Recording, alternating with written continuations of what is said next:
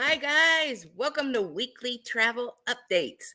I'm Melinda Fargas. I own Action Travel, and I bring to you what I feel like are important stories for the week to keep you updated. And today, our update is on our own weather. We had a tropical storm. It's not named because it never quite reached formation to be a hurricane, but the flooding, oh my goodness, like in Curry Beach, near Wilmington had 18 plus inches.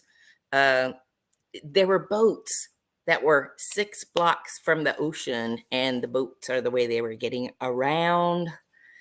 More on that later. Then, did you hear the story about Matt and Abby Howard? They are YouTubers, TikTokers. They have a podcast, millions of followers, and they left kids in their stateroom, a 1-year-old and a 2-year-old. And their community is blasting them. Tell you more about that shortly. Then I want to save you some money tonight because 20 to 30% of claims, insurance claims, travel insurance claims, could be avoided if you let me help you update your carry-on packing list. I mean, that's huge, guys. Another YouTuber just got off of Margaritaville at sea. I haven't talked about it in forever. It's the worst ship in the United States. It's the oldest ship in the United States that is sailing. And this guy just got off and he stayed in the very best cabin. And I'm going to wait till the end of the YouTube. Right at the end, I'm going to give you his take on that. There were a lot of pluses. His food, he gave huge pluses to. I was even shocked, but there were some other things not so great. So let's talk about our own weather. They're calling this the 1,000-year storm in Brunswick County because without it being a hurricane, it has generated 78 mile per hour winds that it came on shore, 18.3 inches of rain in Carolina Beach, and 19.4 on Bald Head Island. For friends who are outside of North Carolina, Bald Head Island is like there's no cars on Bald Head Island. You go and it's a very exclusive luxury island. Everybody drives golf carts. It's beautiful. They got the most. Then in our Outer Banks, there are 3 houses with water just flooding back and forth. I mean, it's got to be 4 or 5 feet deep. The seas are under these 3 homes on stilts. And they're saying that they could crash into the ocean anytime. John and Steve, for my West Coast or Midwest friends, I'll tell you, in North Carolina, and they are in North Carolina, you can't get flood insurance right now for homes along our coast. You're not insured until it falls into the ocean. That's crazy. All right. So let me tell you more about our storm. The lake that's when you go around Carolina Beach and you're right, kind of Wrightsville, Carolina, the lake that's to the right that they have the Christmas regatta parade in, that lake has exceeded its banks all the way up to the homeowners on one side and the apartment dwellers on the other side, even into their garages. That's a lot of water, folks. That's several residents were interviewed, and some of them said I've lived here all my life. I have never seen it flood this severely. So that's really got something to be said about it. Then I just have to tell you about these YouTubers. Um, they are Matt and Ashley Howard. They have 7 million followers on YouTube. They have 5 million on TikTok. And they have 750,000 podcast followers on their podcast. Well, they announced, that they're going on this cruise and they're taking the kids, and it's a Royal Caribbean Navigator of the Seas. They got on the ship. They dressed. Lots of the pictures had the picture perfect family. If you look at what's on their sites now, you won't see any of this information because they got blasted. Their followers just took them down the road and back because these guys took their kids to the dining room for 5 nights in a row. The mother was quoted, "We took them 5 nights and they didn't like it. And so neither did we." They switched their dining time to a later time, thinking they would put the kids down to sleep and then go to dinner. They had baby monitors along with them. The interesting point was they had baby monitors with them. Earlier in the week, the mom had said the baby monitors don't work 10 feet away from this cabin. But when they went to dinner, they said, "Oh, and we're watching our kids through the baby monitor." I guess they got it fixed, or I don't know. Anyway, do they have a kids club? Naturally, they have a kids club. However, the kids club for infants and toddlers, since they were 1 and 2 years old, were full within an hour of them getting on board ship. So that was out. Since they had these baby monitors along with them, I don't know that that was their plan. I don't know their plan, but I do find it interesting that they had baby monitors ready for a situation like this. What they said is that they had the baby monitor on it, keep an eye on the kids. My challenge with that is if you're in the dining room on deck 5 or 6 and there is an emergency, it's 10, 15, sometimes 20 minutes to make that run up to deck 12 to your cabin. And sometimes you're waiting for an elevator and, people are coming and going. You can wait for several minutes there. There's just no surety. I just think that that is so unsafe. They had the kids club. They didn't make that. They could have ordered their dinner to the room. I didn't say whether they had a balcony or not, but do you think a 2-year-old might know how to open a door?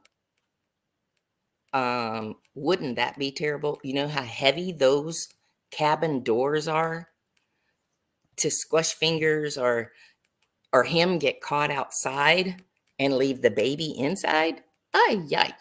Anyway, on this cruise, Amber had already posted that the monitors wouldn't work unless you were like 10 feet away. But on the night of the dinner, this was their plan, to watch the kids through this monitor. People turned on them. Their followers left so harsh of messages that they took all of the cruise information off of their sites. I don't think you would find it. You might find it on a YouTube if you Googled their name, but now they have taken everything down. A wonderful looking family, picture perfect. I don't know the content of their other YouTubes or podcasts. However, from what I hear today, They felt like after they had tried 5 nights in a row that they deserved it. I put a poll on my X page, and just to ask, do you think they should have been able to do that? If you think it was cool for them to do that, leave a baby monitor on, put a 1 in the comments. But if you think this was not cool, put a 2, and I'll let you know next week what the numbers we see are. Well, there were other ways. They could have gone to the buffet. When I took Trey when he was 3, we went to Alaska, and I'm sure Freddie went to the buffet more than one time, or maybe even the dining room, to get food and bring it back to the cabin because Trey would be resting so that we would have a great night. So that was just one of the things. Or, have you ever heard of room service? You'd have to pay for it in the evening, but I think I might have chosen that over leaving my kids in the cabin.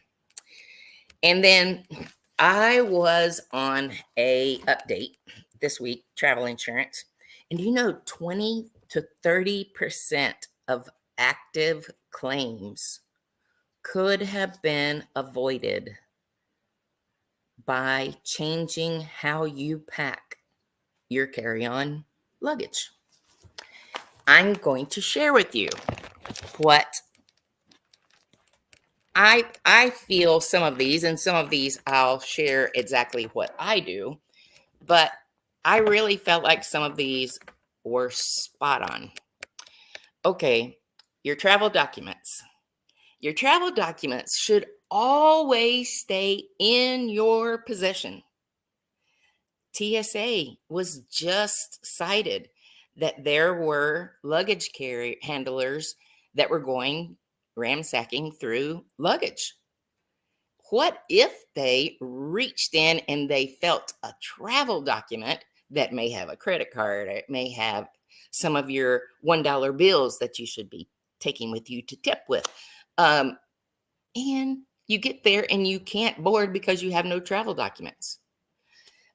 Worst case that we heard was a family left and put their passports into their luggage, checked in after they were standing at the counter.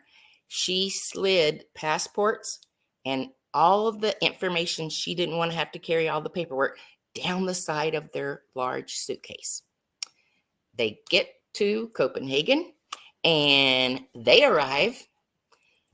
They don't know who's going to meet them because she doesn't have her travel documents. And by the way, that piece of luggage went missing. No travel documents, no passport. They weren't even supposed to legally let them stay in country, but they did.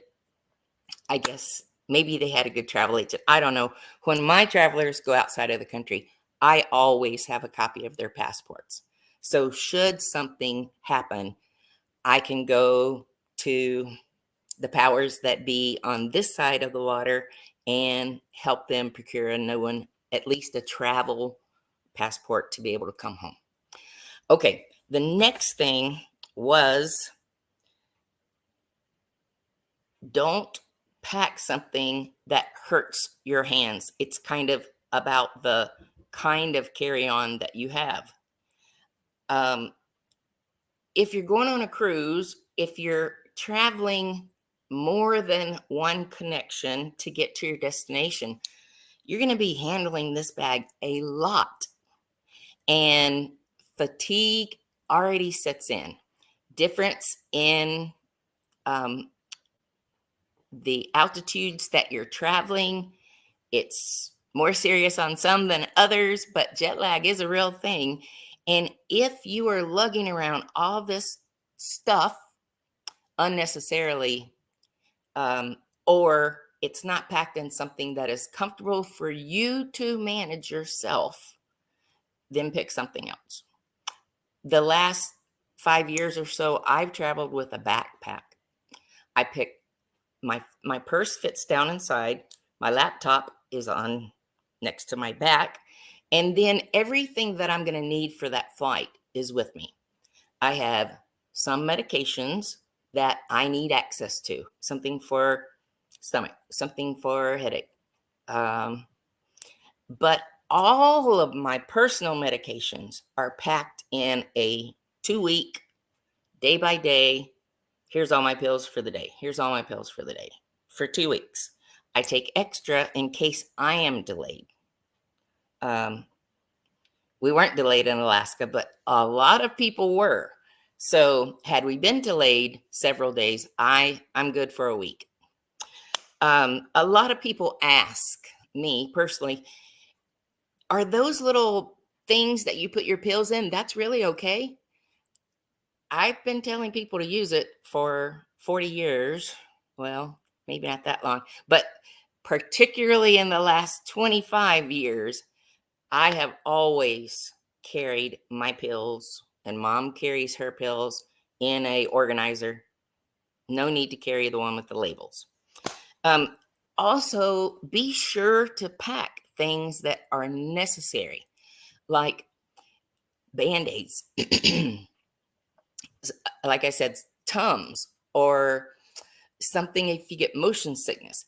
Have this stuff with you because it is very costly when you're trying to purchase the stuff either at the airports or on cruise ships or even in hotel gift shops. All of these small pharmacy items are very costly. On the last ship that we were on, 8 tablets of Advil were $7.99. And that was not the most expensive. So make you a small first aid kit. I always do that. Never let your meds away from your person. Then remember, if you're going on a cruise, I choose Bow 9, but take something for seasickness. If you say, I don't get seasick, no big deal. But with the storms that we have seen and the rogue waves that truly have been proven to be out there and have increased in recent years, you don't know what kind of weather you're going to get. And I can't say, even myself, and I've been on 50 cruises, 50 plus, I couldn't say that I wouldn't get sick. I haven't gotten sick since I was on a fishing boat many years ago, but I would be fearful if the boat really had a lot of motion. If you haven't heard me say it before, a green apple, when you first get on board, I always grab a green apple and take it to my room, because if I get to feeling that way, 2 bites of a green apple, some chemicals in the green apple do stabilize you. Then make sure that you put your cash and all your credit cards with you in your carry-on, not anything in your luggage. There are people, and I tell people, spread out your money, but while I'm traveling, it's always going to be on me, in my own pocket, in my carry-on bag, more in my purse, maybe some ones in an outside zipper pocket so that they're easy for me to get to for tipping. Speaking of tipping, I always tell my customers, get $51 bills, because those $1 bills are great for tipping. And credit cards, don't forget to register your credit cards before you leave. If you don't let your banks know what country or ports you're going to be in, your cards will not work. And it is difficult to get them to approve it if you are calling from outside of the country, because there's just too much fraud and privacy issues. They just won't do it. Okay. Another thing, don't forget those chargers. That must stay with you. And avoid using the chargers, the public chargers at the airport. Many of them have been proven to have hacking software covering certain sections of the airport. So if you plugged into this area between gates 32 and 37, somebody else can see what you're doing online. Be careful. A VPN is a good way to avoid that. Your chargers. There is a new charger. I take a little charging tower. It's got like 5 places for USBs. But I don't get anything from this. But Amazon's got this PowSave, POWSAV, PowSave Cube.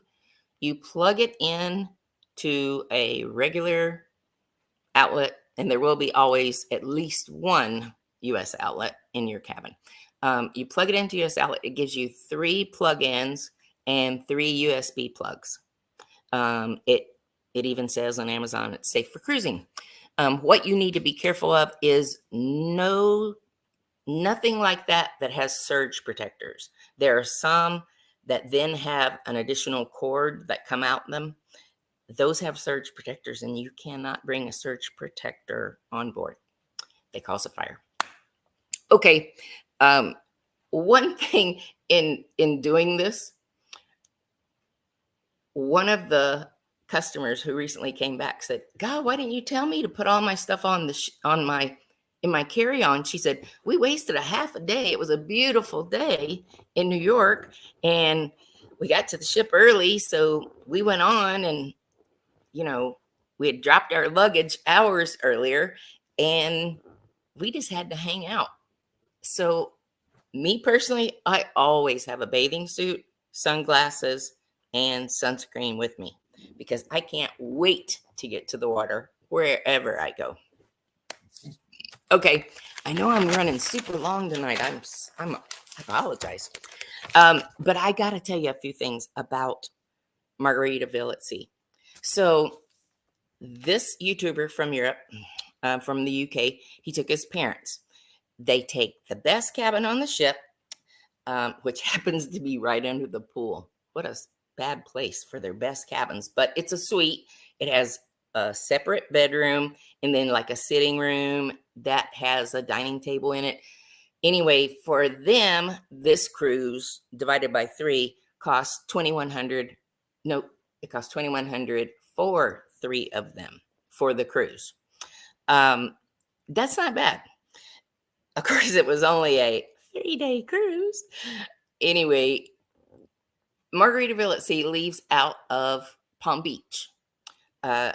There's not as much traffic. It's easy to get there. It's only 15 minutes from the Palm Beach airport, which is a nonstop flight from Raleigh for us.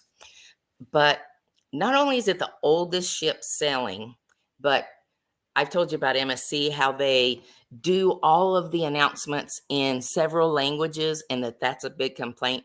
Well, MSC, because it was an Italian ship, first it was a Costa ship, because it was an Italian ship, they do, and even some of the elevators will say the floor name in Italian and then in English. Not a big deal, just something different. This largest cabin on the ship was 670 square feet, and you don't get free water because even in their suites, it had a price tag of $4.95 on it, $4.95. But lots of the furnishings and aesthetics on the ship were not maintained. Worn chairs, scuff marks on the edge of wooden chairs. Scuff marks were all over the ship. He made several pictures. Lots of the furnishing had seen its better days, but there was several pluses. The pluses were the food was fabulous. Can you believe that? Now, the first night they chose to go into the steakhouse, which was an additional $55 per person. But, that was a bottle of wine. He had a prime rib. His dad had salmon. I forgot what. The mom was a vegetarian, so I forgot what she had. But anyway, it was $55 per person. But they went on and on about the food. It has a lot of similarities to what we see on cruising now, but a lot of unsimilarities. Like you still put a breakfast tag out on your cabin door if you want breakfast brought to your room. The pictures that are on the walls were updated, but then the headboards right below that would be all scuffed up. Some of the cabins were updated more so than others, but some of their favorites were the Cheeseburger in Paradise restaurant. It used to be a fee and now it's free. The coffee shop was a chargeable item, but great coffee, great desserts were served there. They were looking for something to do that wasn't too expensive, so they found a pool table. Put in, a card to do $2 charge, and only 2 balls came out. The first time the dad shot, which was on the break, the white ball went in and it never came out again. So they used the black ball for a while. They didn't try it again, but they went on around the ship to show what the ship looked like. I guess one of the gaudiest things was it had indoor-outdoor green carpet all on the exterior deck that they were shooting. And they had a pickleball area that must have been killer in its day, but it has seen its better days. One end of the carpet has a speed bump in it. So, I don't want that side. Anyway, what I will say is you could get on this sailing for 3 days, 2 nights. It just goes over to Grand Bahama Island and sails back. You can get on it for about $500 for 2 people. I will share with you the pluses and minuses. If you just wanted to get away, if you had friends in the Bahamas you just wanted to see, this would be less expensive than flying back and forth, but you only get a few days. So it's definitely not for everybody. Definitely not for picky travelers, because while much of it has a new glossy look, much of it goes back to the old Costa days. And around one of the hot tubs, you could see the boards have been busted and they just kind of put them back in place, and tiles missing around the pool. It leaves a lot to be desired. All right, guys, thanks for checking me out tonight. Thanks for liking me on YouTube. Please go like me. Doesn't cost you anything, and it lets YouTube know that, hey, we're reaching these 300 to 400 people a week, but they're just not on YouTube. They're on Facebook. Anyway, great evening. We should be through this storm just after midnight to 2 a.m. 2 a.m. is when the storm, when the hazard is lifted. We could have potential tornadoes between now and then. When you go to bed, you'll hear a lot of wind. Just reach up and take his hand and say, Lord, be with me tonight. That's all you need. All right. Ciao, guys. See you later.